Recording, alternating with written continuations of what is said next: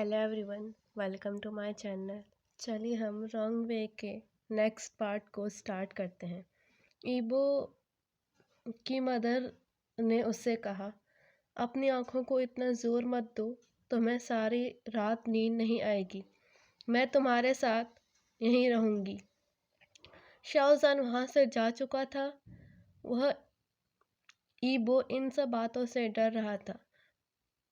ईबो मन ही मन सोच रहा था, उसने मेरे साथ सेक्स किया और मुझे सारी रात मारता रहा और मेरे साथ सोया भी था। क्या होगा अगर मदर को पता चलेगा? उसने मन ही मन सोचते हुए कहा, नहीं, मदर को पता नहीं चलना चाहिए। अब ओमेगा सीढ़ियों से नीचे उतर रहा था। तभी उसे डिजी फील हुआ और वो अनकॉन्शियस होकर नीचे गिर गया। ईबो के फादर तुरंत आया और उसे ब्राइडल स्टाइल में उठाकर उसे रूम के अंदर लेकर चला गया। उसने ईबो की मदर को कहा, डॉक्टर को तुरंत बुलाओ, जितनी जल्दी हो सके। वह अच्छी कंडीशन में नहीं है, वह बेहोश है। उसकी मदर ने डोर ओपन किया और कहा, डॉक्टर आ चुका है। ईबो की मदर ने कहा। अब सीन शिफ्ट होता है शाहजहान पर। शाहजहान जो एक गर्ल के साथ कुछ डर्टी थिंग्स कर रहा था, बट वो मन ही मन सोचता है, मैं उसके साथ कितना भी करूं, लेकिन मुझे उतना फन नहीं होता जितना मुझे ईबो के साथ होता है। उसके साथ करने में अलग ही फन था और वो एक डेविलिश स्माइल करता है। अब जब डॉक्टर रूम से बाहर आया तो डॉक्टर वरीड दिख रहा था। डॉक्टर ने ओमेगा की माँ से कहा, यह लिटिल ओमेगा तुम्हारा सन है क्या? वुमन ने कहा, हाँ, ये मेरा चाइल्ड है। अगर आप मेरे साथ आएंगी तो मैं आपसे बात करना चाहता हूँ, डॉक्टर ने कहा। आप क्या बात करना चाहते हैं? उस लेडी ने वरीड होते हुए कहा। डॉक्टर से बात करने के बाद ईबो की मदर पूरी तरह से दुखी हो गई थी। उस ओमेगा की मदर उसकी तरफ बैठी हुई थी। डॉक्टर ने उससे पहले ही मेडिसिन दे दी थी जो ओमेगा के लिए थी, यानी ईबो के लिए।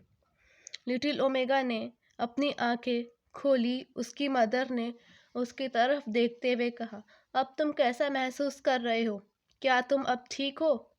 मैं बीमार हूँ और मुझे अच्छा फील नहीं हो रहा। मुझे वीकनेस भी फील हो रही है, ईबो ने कहा। उसकी आवाज़ कपकपा रही थी।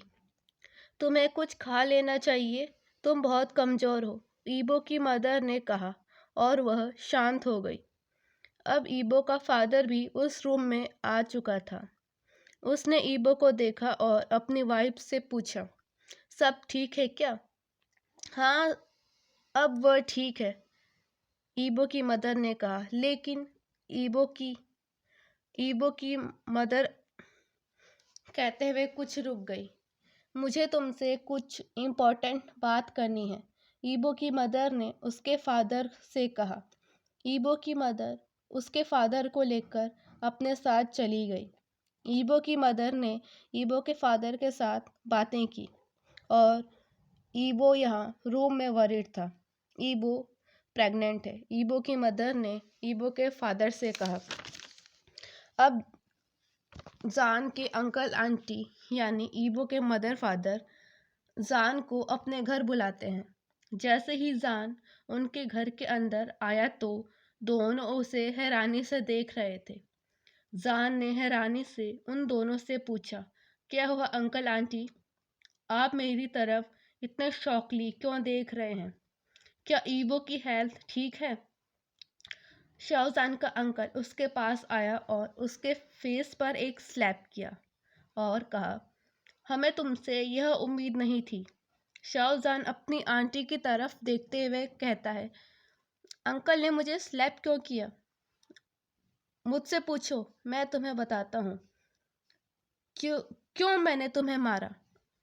शाहजहान का अंकल गुस्से में उससे कहा। उसका अंकल यानी शाहजहान का अंकल उसका कॉलर पकड़ते हैं और कहा, तुमने हमें बर्बाद कर दिया और तुम अब हमसे पूछ रहे हो क्या हुआ है। उसकी आंटी ने कहा, रहने दो, जाने दो उसे। मैं कैसे उसे जाने दूं?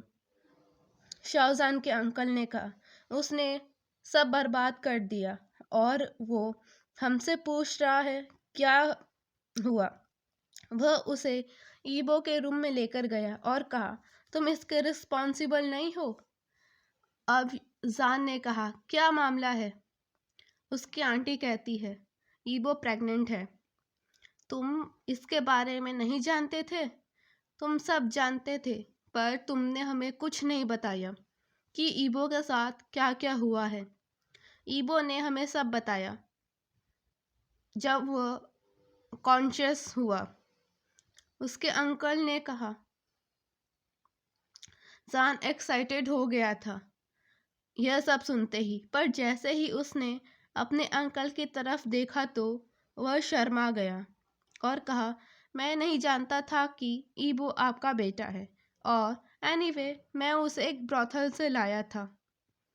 मुझ पर गुस्सा मत होइए, मैं अपनी सारी मिस्टेक को एक्सेप्ट करता हूँ और मैं इस बच्चे को भी एक्सेप्ट कर लूँगा, जान ने अपने अंकल आंटी से कहा। अंकल ने कहा, ये ठीक होगा कि मैं तुम दोनों की वेडिंग करवा दूँ। कुछ दिनों बाद जान और ईबो की मैरिज फिक्स हो गई। जान ने शांति से सब चीज़ें एक्सेप्ट कर ली थी जो उसके अंकल ने कही थी।